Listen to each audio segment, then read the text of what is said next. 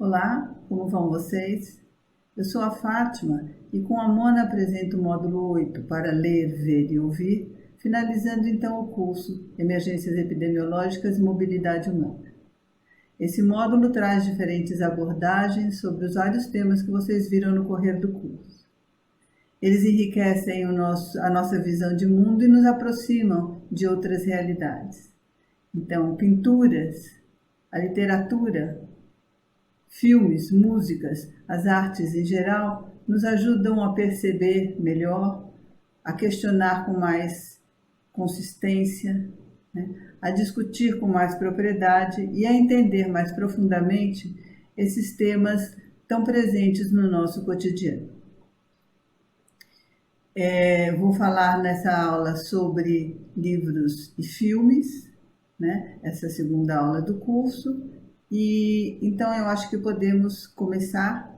Vamos passar para o outro slide. Então, a cartilha, né, que vocês têm do curso traz o módulo 8, o PDF do módulo 8 na cartilha, traz os temas selecionados, traz as obras que selecionamos para vocês, mas eles não estão listados, né, para sessões de pintura, livros e filmes, eles não são simplesmente uma lista. Essas obras são apresentadas dentro dos seus contextos, isso para facilitar a busca, a escolha, a seleção de vocês, a depender do que querem ouvir, do que precisam ver, né? E de como vão trabalhar. Ela é feita desse jeito e dividida, todas essas 3 sessões são divididas em 2 partes, né? Em 2 eixos, pandemias e mobilidade humana. Sobre a parte de filmes e livros,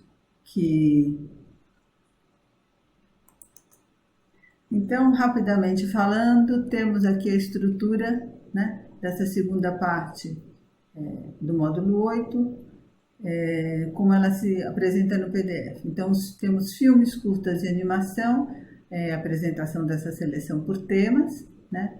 E para os filmes, temos, para cada um dos títulos, uma sinopse, a identificação da direção, do ano, do país, né? A classificação etária e a duração do filme. Para os livros, está dividido um pouco entre ficção e não ficção, e aí a seleção é apresentada também por temas, e aí temos epidemias, migrações e um pouco de memória e identidade. Depois temos músicas e vídeos, TEDs e Talks. Então, começando pelos filmes e pelo tema das epidemias, o primeiro deles, o filme mais antigo, é o Enigma de Andrômeda, né? Ele se baseia num livro com o mesmo título, e a gente seria interessante assistir esse filme, né, conscientes de que estamos vendo um filme de uma época em que vigia no mundo uma outra ordem mundial. Era a época da Guerra Fria, Estados Unidos e União Soviética disputando a liderança em muitas áreas, né? Então, na parte econômica, era a época da corrida espacial, né? Era a época, e aí temos, então, uma época de desenvolvimento da ciência e da tecnologia, né? Com muita intensidade. Era a época também da guerra bacteriológica, das armas biológicas, né? E temos, nesse filme, um satélite que cai na Terra e libera uma bactéria que é mortal. Então, ele cai nos Estados Unidos, né? Então, um grupo de cientistas, num laboratório muito bem montado, muito especializado, vão descobrir e curar essa doença e como é que vão se livrar dessa situação toda, né? Como é que eles vão lidar com essa situação toda antes que essa bactéria acabe com toda a população dos Estados Unidos e do mundo. O filme tem como seu ponto forte, né, o tratamento da ciência, a questão da tecnologia, e mostra como a ciência é imprescindível, né, em momentos decisivos. Ele, só para lembrar, e eu falei da Guerra Fria, da época da Guerra Fria, na corrida armamentista, na corrida espacial, o primeiro passo, né, o primeiro sucesso foi com um programa da União Soviética, um programa de satélites, de lançamento de satélites artificiais, e esse programa tinha o nome de Sputnik. Então, esses dias, né, na corrida da disputa pela liderança da descoberta da vacina do Covid-19, onde vários países estão atuando, né, vários laboratórios estão atuando, a Rússia divulga a sua participação, né, divulga que tem a tecnologia também para a vacina, e essa vacina recebe o nome de Sputnik, o que é uma questão muito interessante, porque traz à tona, né, um outro momento do tempo e também uma situação de disputa muito intensa. O segundo filme no tempo, aqui nessa lista no tempo, é Os 12 Macacos, e ele é um filme pós-apocalíptico, é um filme futurista, se passa em 2035, e nesse momento uma pessoa é selecionada para voltar no tempo, numa época em que um vírus destrói, mata mais da metade da população do planeta, e essa pessoa tem que voltar no tempo para descobrir mais sobre esse vírus, a fim de que os cientistas, em 2035, consigam a cura dessa doença, né, para que a população que vive subterrânea possa viver de outra maneira. É um filme que consta de todas as listas de melhores filmes sobre epidemias, tanto Os 12 Macacos como O Enigma de Andrômeda. O outro filme, o mais recente deles, de 2016, do diretor nigeriano Steve Gukas, é o único filme que retrata um fato que efetivamente aconteceu. Ele retrata a luta da equipe de um hospital, né, dos médicos, da equipe médica de um hospital, para conter o vírus Ebola, que chega em Lagos, na Nigéria, em 2014. Então, 93 dias é o tempo decorrido entre a primeira manifestação do vírus e o sucesso nessa contenção. E o último filme dessa lista é Contágio. Ele não é um filme que trata da realidade, mas ele é assustadoramente parecido com o que estamos vivendo. É quase como um filme premonitório. Então ele é quase um filme realista, embora ele não seja, na época em que foi feito, né, a situação não era essa. Por que tudo isso? Porque ele tem o início da epidemia que ele trata, que também é de um vírus mortal, é na Ásia, né? E dali da Ásia, por meio de um aperto de mão, esse vírus, ali se inicia o contágio e esse vírus se espalha para outros países, para outros lugares, e na verdade o filme é centrado nos Estados Unidos. Então ele traz a questão da xenofobia, né? Ele traz a questão do meio ambiente, da destruição dos habitats dos animais silvestres, do animal hospedeiro e da falta de higiene.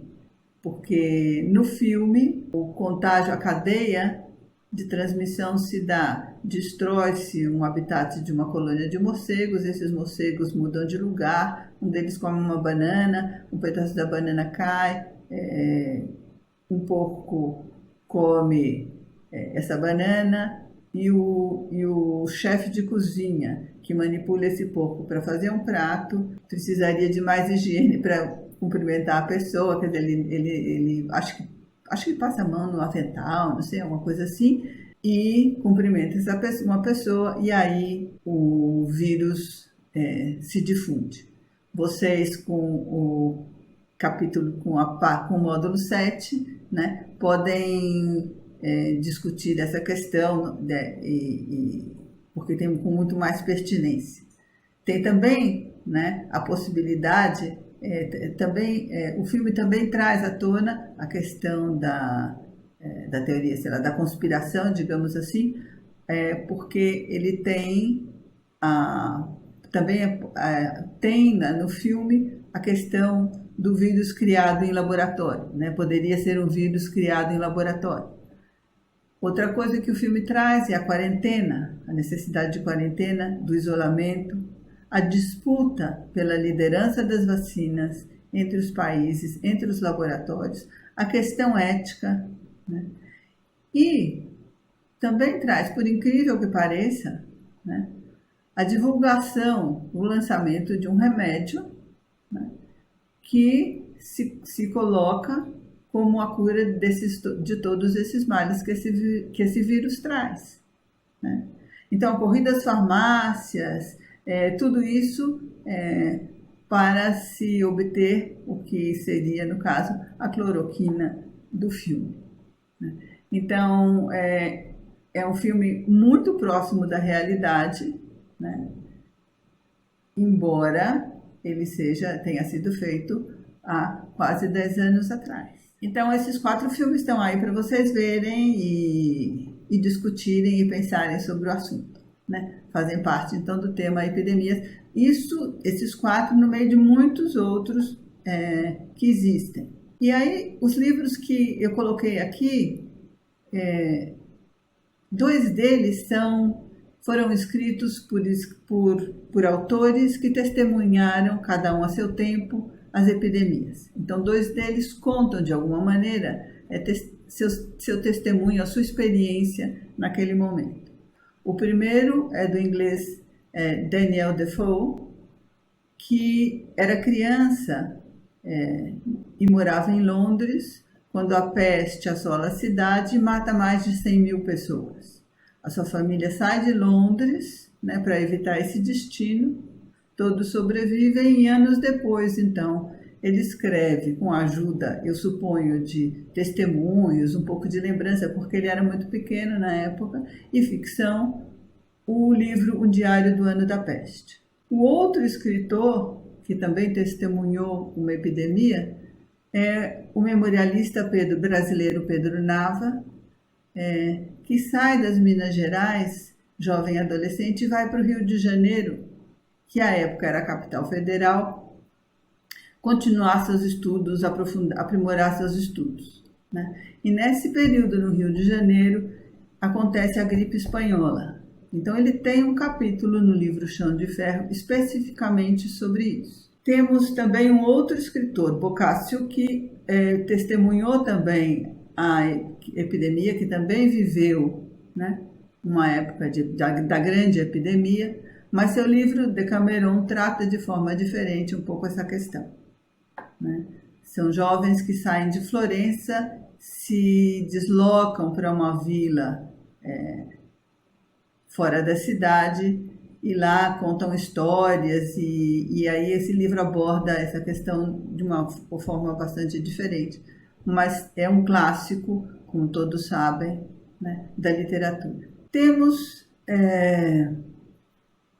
Ensaio sobre a Cegueira, de José Saramago, né, que conta de uma epidemia que cega a todos, e esse filme, aliás, é um livro assim, bastante difícil, duro de ler, né? Ele leva a condição humana às últimas consequências, e esse livro se transformou em filme nas mãos do diretor brasileiro Fernando Meirelles. Temos também do colombiano Gabriel Garcia Marques, O Amor nos Tempos do Cólera, onde essa epidemia serve como um pano de fundo para a descrição do romance que ele faz. E temos A Peste, do escritor argelino Albert Camus, que conta a história, né, da peste bubônica na cidade de Oran, na Argélia, como ela começa, a reação dos seus habitantes, a descrença, a reação das autoridades, a demora em tomar alguma providência, né? A posição dos médicos, o fechamento da cidade, e tudo isso enquanto ele analisa a condição, também a condição humana. Ele fala da fé, ele fala da morte, ele fala do cuidado, ele fala do outro, né? E é um livro muito impressionante, porque você está lendo um livro que é num outro lugar, num outro momento, e descrições que são muito próximas daquilo que sentimos, daquilo que percebemos e do que também acontece conosco. Nos toca de uma maneira muito impressionante, e se fosse para recomendar um único livro sobre esse tema, com certeza essa seria a minha recomendação. Agora então vamos mudar o rumo da nossa conversa e olhar para o eixo da mobilidade humana, né? E nesse eixo, 2 títulos aqui mostrados tratam da questão do deslocamento, do movimento, né, de grandes contingentes, do deslocamento de grandes contingentes de imigrantes que cruzam o Mediterrâneo em busca de uma possibilidade de sobrevivência, de trabalho, de uma vida melhor na Europa. O sociólogo polonês Zygmunt Bauman analisa essa temática no livro Estranhos à Nossa Porta, enquanto o cineasta Emanuele Crialese trata dessa questão no filme Terra Firme. Nesse filme ele usa, a partir de uma família, né, ele analisa o conflito advindo das distintas atitudes, das diversas reações dos membros dessa família frente a quando tem que enfrentar esta situação. O outro filme que a gente tem também trata da questão do refúgio, mas ele foca principalmente na relação entre 2 mulheres, né? O Inspire e Expire, e essas 2 mulheres, essa relação dessas 2 mulheres acontece quando uma delas sai da Guiné-Bissau buscando refúgio no Canadá. Só que ela para na Islândia, que é uma etapa desse trajeto. E na Islândia ela é retida. E ali ela conhece uma islandesa, né? E apesar delas terem culturas muito distintas, elas se assemelham nas suas fragilidades ou nas suas dificuldades. Vivem ambas à margem da sociedade, ambas tentando buscar um emprego, alguma coisa que as permita viver de forma melhor, né? Então, esse encontro, que a princípio gera um grande estranhamento, né, se desenvolve no filme e termina e culmina numa manifestação, ou culmina numa relação de amizade. E o terceiro filme que está colocado nessa lista, aqui para vocês agora, é um filme que não foi lançado ainda no Brasil. Ele é um filme que foi selecionado para o Festival Berlinale, um filme brasileiro, do cineasta Matias Mariani, e que é ambientado na cidade de São Paulo. Aliás, se vocês pegarem o trailer e forem assistir ao trailer, tem cenas muito bonitas da cidade, né? E ele conta a história também de um nigeriano que vem para São Paulo, e ele vem em busca do irmão que tinha se mudado para cá há anos atrás e que de repente deixa de dar notícias. Então é um filme que acho que é bom a gente aguardar, né, com ansiedade o lançamento, que deve estar previsto para o mês de outubro. Quer dizer, ele estava previsto para o mês de outubro, mas eu não sei se ele vai acontecer assim ou não, né? Então, é um livro que é um filme para chamar a atenção de vocês porque é uma questão muito presente no nosso cotidiano, né? E absolutamente dentro de toda essa temática. E nos livros, para além do Estranhos à Nossa Porta, tem 2 aqui que não constam do PDF.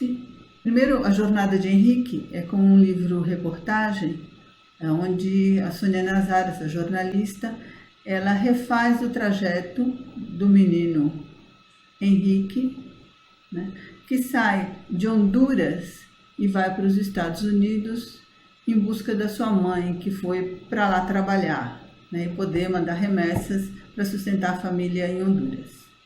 A Sônia faz parte desse trajeto para poder ter mais, para que seu livro tenha, para que a sua reportagem, esse seu livro tenha mais intensidade, e efetivamente ele tem. O Henrique não fez esse trajeto apenas uma vez, ele fez esse trajeto várias vezes, e aqui num spoiler, assim, ele encontra sim a mãe, né? Mas o livro não acaba aí.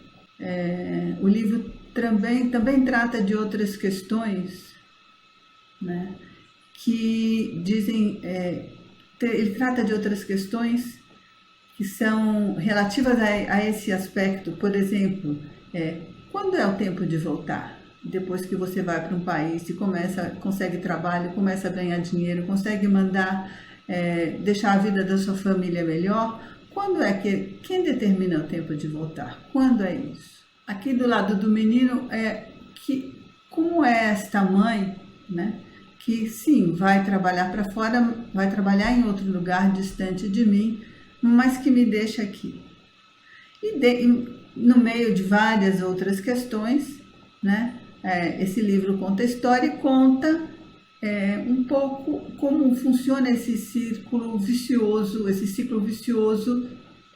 que acontece, né, nessas situações. E ainda, sobre essa temática agora da relação de fronteira entre Estados Unidos e México, nessa questão dessas políticas anti-imigratórias, tem agora o livro Arquivo das Crianças Perdidas. Na verdade, eu também não conhecia, e é um livro de 2019, também feito por uma jornalista mexicana, que conta a história, que fala das crianças que chegam na fronteira, são separadas dos pais, né, e como é que é esse processo que acontece, que a gente tem visto e tem acompanhado com frequência, especialmente agora nos tempos de governo, nos últimos anos de governo do presidente Trump. Os outros 2 livros da mesma autora falam também de deslocamentos, falam de diferenças culturais, falam do estranhamento em viver em outro país, falam da impossibilidade de não ser olhado como não pertencente ou como um estranho mesmo num outro país, né? Então, quando o imperador era divino, ele trata da questão dos japoneses nos Estados Unidos, na época da Segunda Guerra, né? E essa mesma população vista como inimigo, tanto que eles têm que ir para o campo de prisioneiros construído em vários lugares do país. E o Buda no Ático trata de tempos antes, né, quando jovens imigrantes saem do Japão para casar, e esse casamento contratado por cartas, para casar com os japoneses que trabalhavam na costa oeste dos Estados Unidos. Ambos os livros são pequenos, são muito bonitos e são muito interessantes, né? E lidam muito com essa questão das diferentes culturas. E aí, nesse sentido, todas essas temáticas tão duras que a gente está vivendo, né? Toda essa realidade tão difícil que a gente vive, de certa forma tão cruel, de certa forma não, e bastante cruel, né? Onde é que a gente vai buscar alento, né? Onde a gente vai buscar forças para lutar contra elas, para lidar com isso, né? E aí, nesse sentido, eu coloquei no PDF também, falo aqui, de três obras ou três coisas que eu gosto, né? E que mudam também um pouco o nosso eixo, né? Vão para um eixo mais de pertencimento, que lidam com a diferença de culturas de outra forma, né? Que tenta trabalhar a harmonia, que tenta trabalhar o entendimento e lida com a questão da identidade, né? Essas três coisas estão aqui, né? O primeiro deles é assim, e para mim são altamente recomendáveis, tá? O primeiro deles é o documentário Cartas para Angola, feito pelos brasileiros Coraci Ruiz e Júlio Matos, e ele trata da correspondência entre, se eu não me engano, são 7 trocas de correspondência entre pessoas brasileiros, portugueses e angolanos, portanto todos lusófonos, que mesmo sendo de culturas diferentes, encontram sintonia nas suas vidas. E essas cartas falam de amizade, falam de migração, falam de exílio, falam de guerra, né? Falam de saudade e falam de pertencimento. Esse documentário se inicia com uma correspondência de entre dois poetas angolanos, o Andiaki, que à época, não sei agora, morava no Rio de Janeiro, e a poetisa Ana Paula Tavares, pensando na questão o que é o meu lugar, aonde é o meu lugar, o que é o lugar que eu moro, aonde está esse lugar que eu moro. E o trecho da carta é um pouco assim: uma cidade é um lugar externo onde moramos, caminhamos e sonhamos com os olhos acordados mediante a vizinhança de amigos que nos cerca?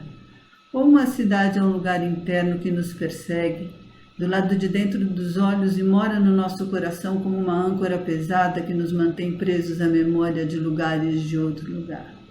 Então é com esse início muito lindo que esse documentário acontece. O outro é um ensaio da escritora indiana Jhumpa Lahiri, e sobre a sua própria experiência de viver duas culturas muito distintas enquanto criança e adolescente.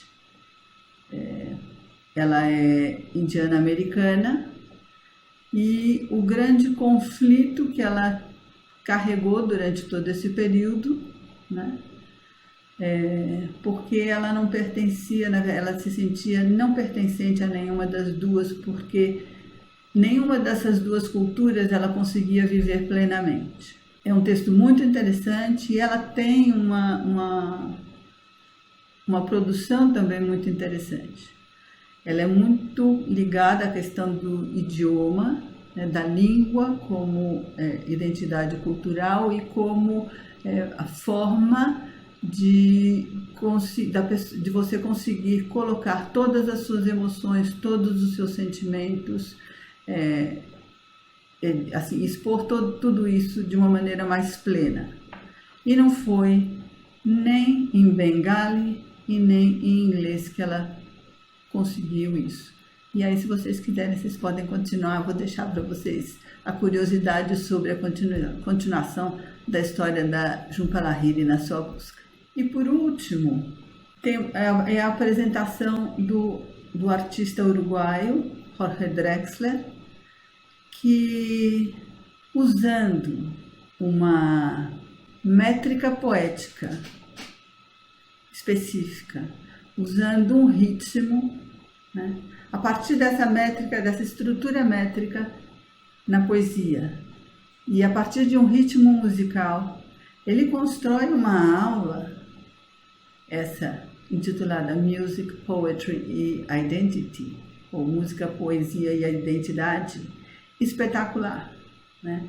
Mostrando como essa estrutura poética que nasce em algum lugar do mundo, há muitos anos atrás, e como esse ritmo, que também nasce em outro lugar do mundo, há muitos anos atrás, como eles percorrem espaços, tempos, distâncias, culturas diferentes e são incorporados a essas culturas e como eles se tornam efetivamente parte da identidade dessas culturas, né? Então, assim, mostrando que é tudo, que a gente precisa aprender que é tudo uma interdependência, uma interculturalidade.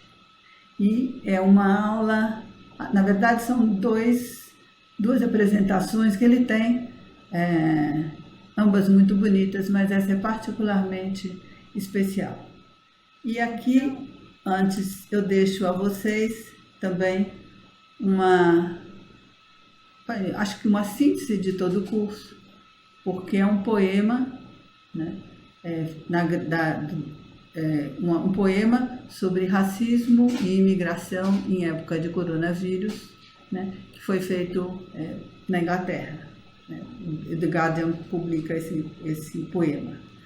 E com isso eu me despeço e, em nome de todos os professores, dos organizadores, o nosso agradecimento. É um prazer enorme que vocês tenham vindo até aqui e passamos agora para vocês. E acho que vocês estão muito ansiosos para, na verdade, difundir, não é? Todo esse conhecimento, todo esse aprendizado que vocês tiveram até hoje. Então, nosso muito obrigado e bom trabalho.